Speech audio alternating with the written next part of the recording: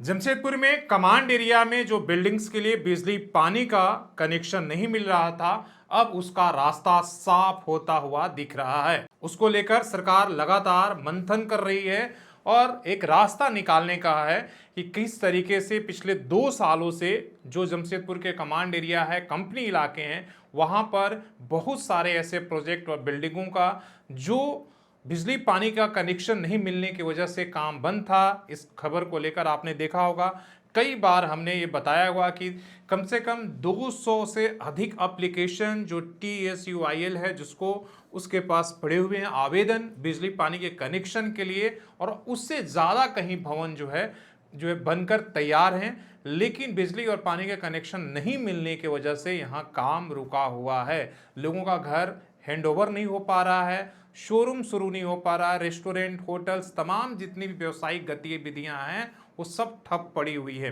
इस बात को, इस परेशानियों को देखते हुए आज एक प्रतिनिधि मंडल, कुणाल सारंगी जो जेएमएम के नेता हैं, प्रवक्ता है, उनके साथ जो है व्यापारियों का, जो यहाँ जमशेदपुर के व्यापारिक संगठन है, बिल्डर एसोसिएशन है, ये जाकर नगर विकास मंत्री सुदीप्त सोनू हैं, उनसे जाकर मुलाकात हुई। तमाम तरह की परेशानियों को बताया गया कि पिछले 2 सालों से किस तरीके से जो रियल एस्टेट और उससे जुड़े हुए तमाम जो व्यवसायिक गतिविधियां हुई वो ठप पड़ी हुई है। जबकि बाकी सेक्टर में आप देख सकते हैं, आदित्यपुर, रांची, मानगो, तमाम जगह जो है वहां भी इस तरह के ऑक्यूपेंसी को लेकर ये सारा मामला एक तरीके से 2 सालों से लटका हुआ था। जेएनएससी ने एक चिट्ठी लिखी थी TSUIL के, बिना ऑक्यूपेंसी के या बिना उनके परमिशन को ऐसे नए भवनों में बिजली और पानी का कनेक्शन नहीं दिया जाए, और इसके बाद जो है एक तरीके से TSUIL जो है जिसको जो है वो इन पर रोक लगा दिया था, जिससे बड़े सारे प्रोजेक्ट जो है अटक गए थे और लंबित पड़े हुए थे। इन परेशानियों को लेकर आज लंबी एक डिस्कशन हुई और अपनी परेशानियां रखी गई। इसके बाद मंत्री ने ये आश्वासन दिया है कि बहुत जल्द इसका रास्ता निकालने की कोशिश किया जाएगा कि लीगल तरीका क्या हो सकता है और किस तरीके से जो है एक तरीके से जो जमशेदपुर की कमांड एरिया के मुश्किलें हैं उसको हल किया जा सकता है। उसको लेकर कई दौर के अधिकारियों के से भी बैठक हुई है। अब जाकर ये मामला मंत्री के पास पहुंचा है, राज्य सरकार के पास पहुंचा है। अब वहां से एक उम्मीद दिख रही है कि जो पिछले 2 सालों से यहाँ का रियल एस्टेट का एक तरीके से धंधा ठप पड़ा था, अब कहीं ना कहीं बिजली और पानी के कनेक्शन मिलने से थोड़ी बहुत उसमें प्रगति या एक उम्मीद की किरण दिख रही है। हालांकि मुश्किलें इससे भी बड़ी है, इसलिए कि आपको पता है कि इससे पहले ही हाई कोर्ट,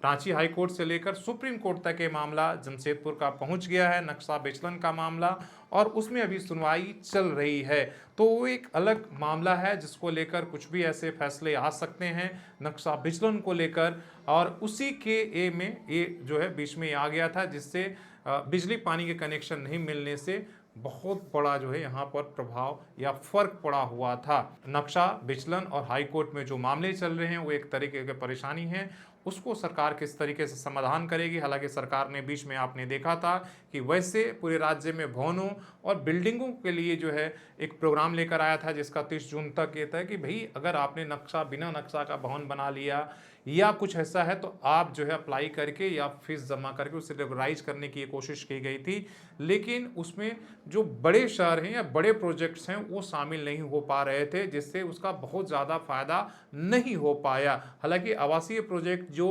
एक तरीके छोटे थे, G+2 थे, उनके लिए फ़ायदा था, लेकिन जहाँ पर बड़े शहरों में रांची, धनबाद, जमशेदपुर, जहाँ पर G+4, 5, 6, 7 भवन बने हुए हैं, जहाँ कम जगह है, उनको ज़्यादा फायदा नहीं हो पाया है। और उसको लेकर भी नगर विकास जो है लगातार संशोधन कर रहा है नियमों में। कुछ उसने एक तरीके से जो फायर एरिया है उसको उसने बढ़ाया है, लेकिन इसके बाद भी पुराने बिल्डिंगों का एक तरह से समाधान नहीं मिला है। हमें लगता है उस पर भी सरकार सोचेगी, ताकि कोर्ट लंबे समय से ये मामला PIL के जरिए चल रहा है और सुप्रीम कोर्ट तक पहुंचा है। कुछ दिन पहले आपने देखा था कि इसी फरवरी में जो है कई बिल्डिंगों पर बुलडोजर भी चले थे। तो एक अलग मसला है, लेकिन फिलहाल लोगों के लिए जो बिजली और पानी कनेक्शन के वजह से अपने घरों में शिफ्ट नहीं हो पा रहे थे या अपने शोरूम नहीं खोल पा रहे थे या तमाम तरह की चीज़ें रुकी हुई थी, उनके लिए थोड़ा राहत भरी खबर है। आगे इस मसले को लेकर सरकार क्या रणनीति बनाएगी, कोर्ट की चुनौतियों से कैसे निपटेगी, वो अभी भविष्य की बात है, लेकिन फिलहाल राहत है।